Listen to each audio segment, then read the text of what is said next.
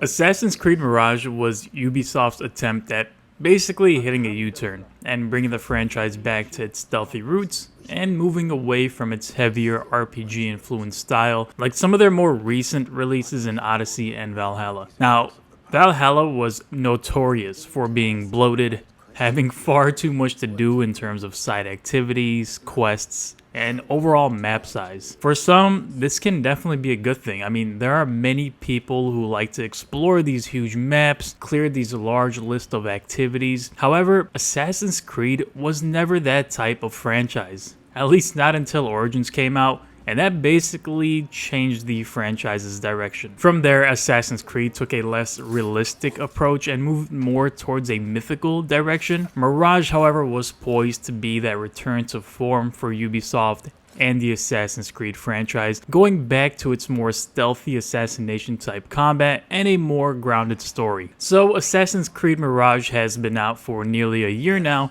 and the game has had a number of updates and changes since its initial release back in October of 2023. I recently wrapped up my playthrough of the game, so in this video I'll be doing a full review of the game, some comparisons with its more recent predecessor in Valhalla, and going over all the updates the game has seen towards the end of the video. Before I jump into the review, I'll do a quick self-promo. On this channel, I like to review older games, do retrospectives, and also review newer games. If you're into that type of content for in-depth reviews, commentaries, and retrospectives, feel free to subscribe to this channel, and let's get to it. As is tradition, I'll first start with a brief overview of the development team behind the game. So, Mirage was developed by Ubisoft Bordeaux, which primarily served as a support studio and also developed Assassin's Creed Valhalla's Wrath of the Druid DLC, and they ended up basically having their first big break working on Assassin's Creed Mirage, which interestingly enough was originally planned to be a DLC for Valhalla, but apparently the game's scope grew so large and instead became the 13th mainline title in the long-running Assassin's Creed series. So Assassin's Creed Mirage had a very unique release. It's actually one of the few games that I've ever seen get the release date moved up, not pushed back. The game was originally slated to release on October 12th, but was moved up to October 5th, and that was done mostly to avoid competition with some other games, which included Spider-Man 2, Super Mario Bros. Wonder, and Skull Island: Rise of Kong.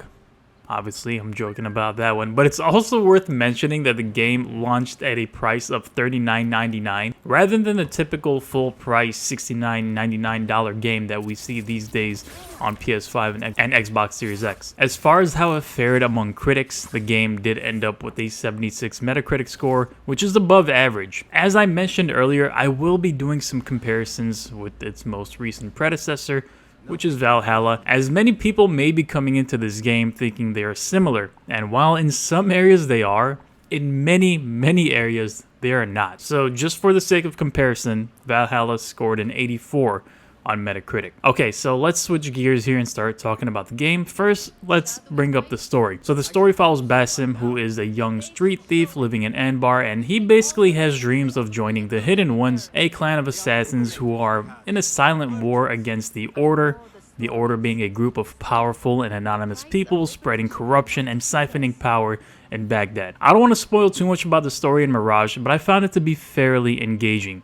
Because the game's much smaller in scope in comparison to Valhalla and Odyssey, the story is at the forefront, and it's in a much brighter spotlight than those previous titles. The game does follow the events of Assassin's Creed Valhalla's The Last Chapter DLC, so it may be worth playing through that if you want to get a full understanding of how Assassin's Creed ended up with Basim as the main character. Throughout the story, Basim learns much about himself, the Hidden Ones, the Order, and makes many discoveries, unearths all kinds of information that leads to some very interesting revelations. Again, I don't want to spoil too much, so I'm going to leave it at that. Personally, I did find the story to be engaging. However, the writing in the game, for the most part, was okay. Some characters are definitely written better than others, and some are just downright annoying to listen to at times. I mean, sometimes I was literally just reading ahead using the subtitles and straight up skipping their dialogue. But those characters are fairly few and far between. So I originally wasn't going to include this section, but I figured why not? Mission structure in Mirage is identical to other games in the franchise. First, you'll attempt to gather some clues about a potential assassination target, whether by searching an area or speaking to citizens. Once your target is determined, you'll then go on and attempt to assassinate them in your own unique way.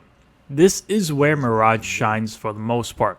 They give you that creative freedom to kill your target the way you want, whether by hitting them with a blow dart to put them to sleep, engaging in melee combat, which I would highly not recommend, or sneakily dropping in and killing them from the rafters.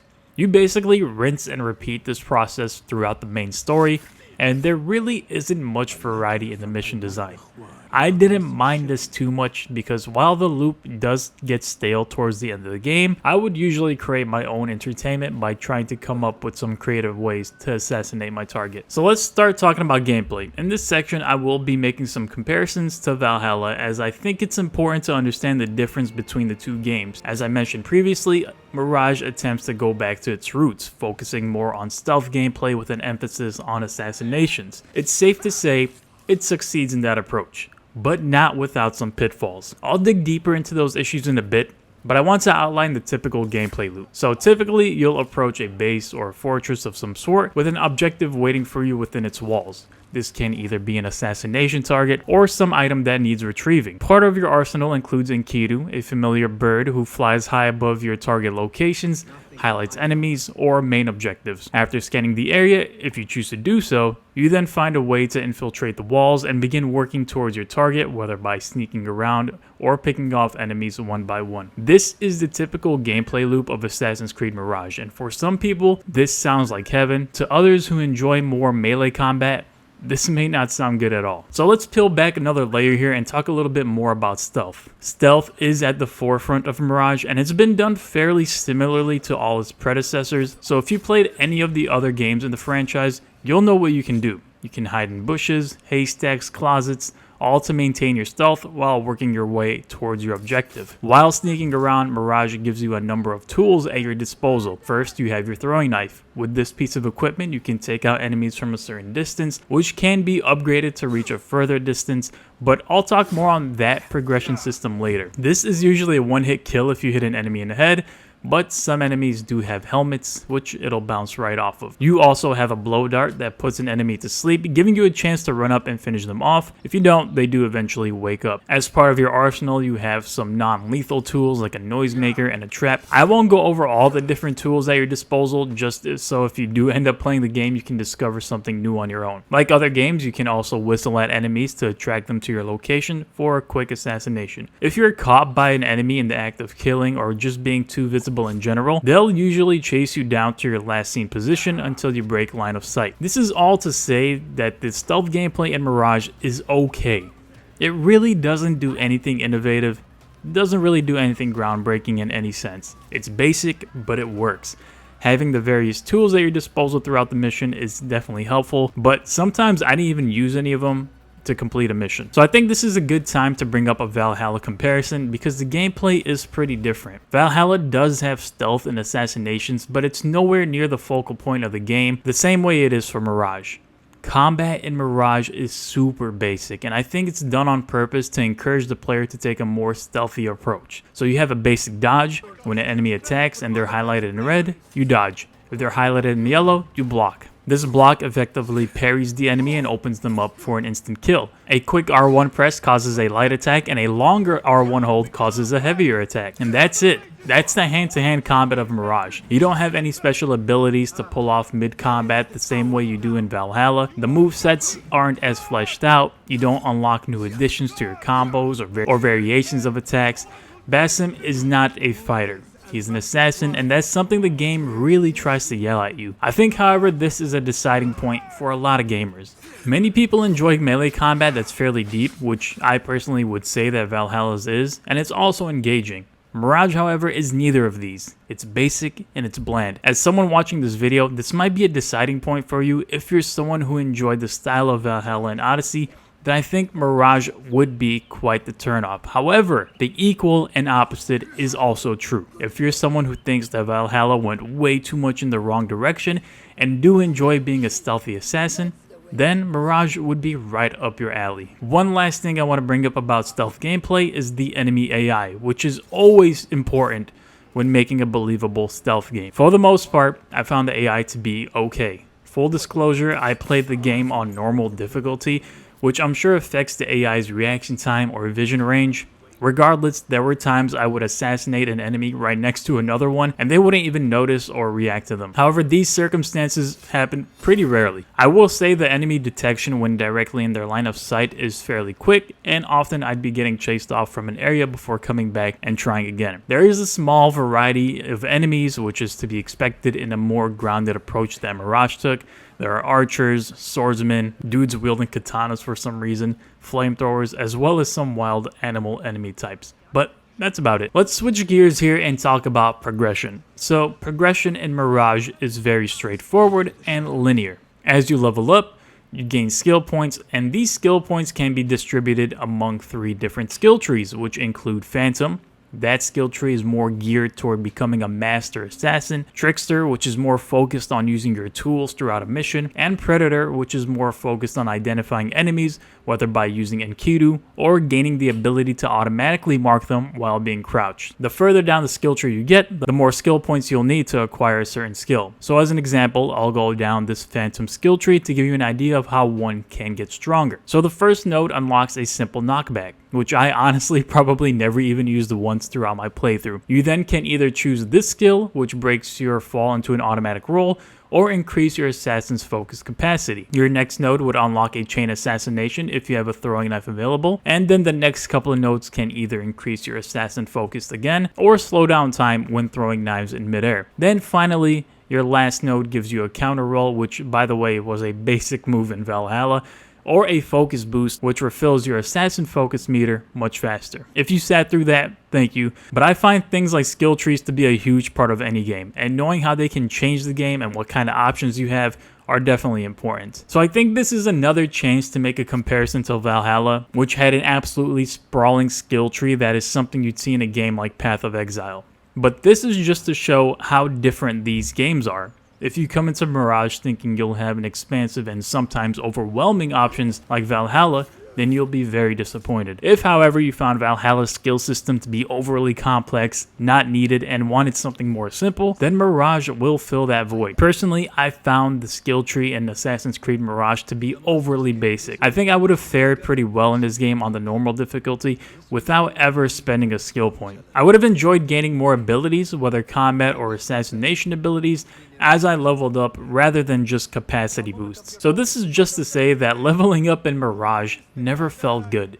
I never felt excited to unlock a new node because all the skill trees in general felt very basic. So there's more to progression that I want to bring up, and as I mentioned earlier, you do have some tools at your disposal. These tools can also be upgraded and modified as you gain resources to upgrade them. These resources can of course be looted from chests or bought from a merchant. Now the upgrades to these tools are more profound and effective than the ones in the skill trees, so similarly I'll just walk you through one of these tool trees to give you an example. As you level up your tool, you'll gain access to different buffs that can be selected, the first level being the most basic and the third and final level being the most powerful. So, for example, the first level for the throwing knife can increase your capacity, the second node can increase the distance it's thrown, and the final node can increase the damage by 50%. The second level also has 3 nodes, the first of which applies poison to a target, the second node staggers enemies, and the final node allowing a charged throw. Finally, the third level has 2 nodes, the first causing a body to corrode, basically leaving no trace behind,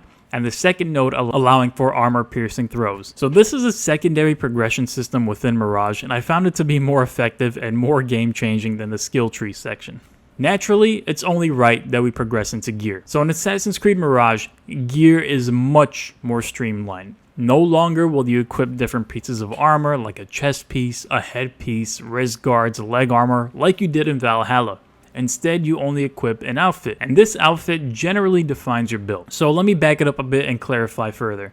Because the armor system is much more streamlined, you'll spend far less time in the menu and more time within the world. This was definitely purposeful by the devs as part of their whole back to the roots approach and avoiding the more RPG-like inventory system that Valhalla and Odyssey had. In Mirage, you don't need 3 different pieces of gear to form a set. Instead, each outfit is a set that grants some sort of bonus. These outfits can be upgraded once you have found an upgrade schematic, and this upgrade will buff your existing bonus to the next level.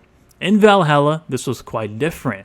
because you have to match different pieces of armor to create a set that would grant stronger bonuses the more pieces of equipment you find and equip. With Mirage's more simple approach and attempt at revitalizing the classic Assassin's Creed feel, this change is welcome. While I do typically enjoy a more complex inventory system, this game doesn't really call for it, and it would have been definitely over-engineered if it was any more deep. The inventory system is good for the type of game it is, so I don't really have any issues with it. Apart from the outfit, you also have the option to equip a sword and a dagger. These pieces of equipment also have bonuses tied to them that grant certain buffs. These bonuses can also be upgraded as you upgrade your piece of equipment. Along with your outfit, the weapons define your build, so you can kind of string your outfit and weapons together to form a build that you find interesting, but by no means does this game have any in-depth build system. And that's not a knock on the game in any way, but it more so serves as a heads up to you who are watching this video in case you're going into the game expecting to create some sort of overpowered build. So let's quickly talk about the open world of Assassin's Creed Mirage, and the world is small, but it's decently dense. Valhalla led to fatigue. Many gamers felt the game was too large and there was far too much to do. Imagine going for the Platinum Trophy and realizing it'll take you nearly 200 hours to complete. Mirage solves this issue. The developers created a smaller world, but still filled it with content. Often you won't go too far without finding a locked chest somewhere behind a wall or a door, a collectible that can be found, a viewpoint to scale, or a side quest to complete. Because the world is much smaller, the devs have done a great job packing the streets of the various cities with detail. The environments in general look great and authentic. There are small details that aren't immediately noticeable, but definitely add to the game. I actually really liked just walking around the city of Baghdad and taking in that local vibe.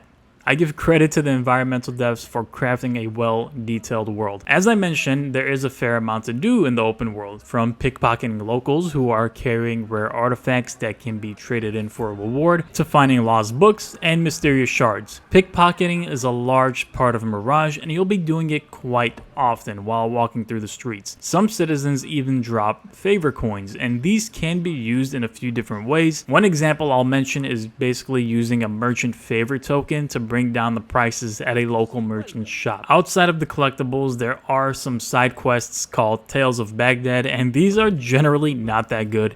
They add absolutely nothing to the story, and truthfully, there aren't really that many of them either. I think there's only like 5 or 6. Traversal in the open world feels great. Parkouring and general movement around the environment feels as good as ever. While there were some annoying moments where it felt like Basim would get stuck, these were few and far between. Traversal by my camel or with my parkouring abilities generally felt really good. There's also a wanted system, which is kind of unique. So if you're caught doing any sort of illicit activity in the eyes of a citizen, then your wanted meter on the bottom right begins to climb. The higher it goes, then the greater the force of response if you're identified both by citizens and by guards. You can counteract this system by taking down wanted posters as they go up. It's a nice system to have and something to watch out for as you're running around in the streets. Also, the game does have a really well done codex for any history buffs, or if you just happen to have any interest about that time period and want to learn more.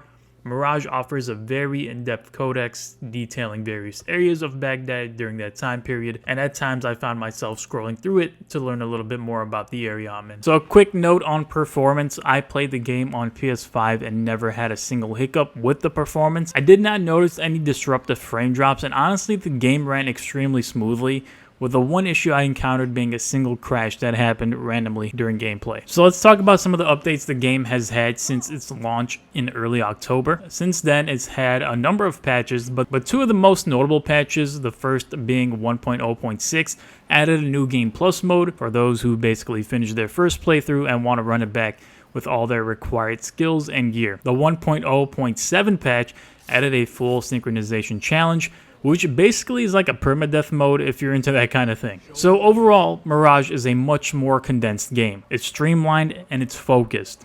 I found the change in direction to be a bit hard to get used to at first, because I personally did enjoy Origins, Odyssey, and Valhalla, and stripping away all those RPG systems that I came to know and enjoy and replacing them with something much more basic wasn't what I expected. The skill tree in general was very disappointing. I never really enjoyed leveling up. The combat was a bit too downgraded for my personal liking, While I totally understand that Basim is meant to be more of an assassin than a hand-to-hand fighter, I feel like he was way too much of a downgrade from someone like Eivor, whose combat capabilities were much greater. Now, I totally understand that at times I'm making seemingly unfair comparisons to games that had a greater budget and likely a bigger team, but honestly, at times it's hard not to because I really did enjoy Valhalla and Odyssey. So as part of the conclusion to this review, it's a good time to really bring up the deciding factor and figure out if this game is for you. So to put it as simply as possible, if you enjoyed any of the previous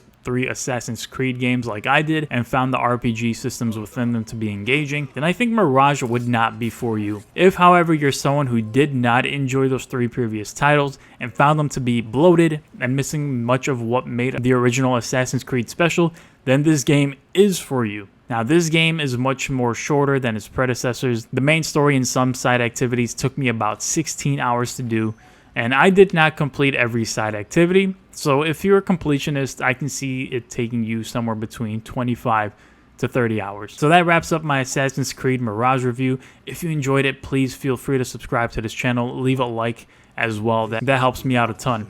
If there are any games you would like to see me review, please leave a comment below. My options are always open and evolving as I continue to review more and more games. So as always, thank you all for watching. I will see you all in the next one.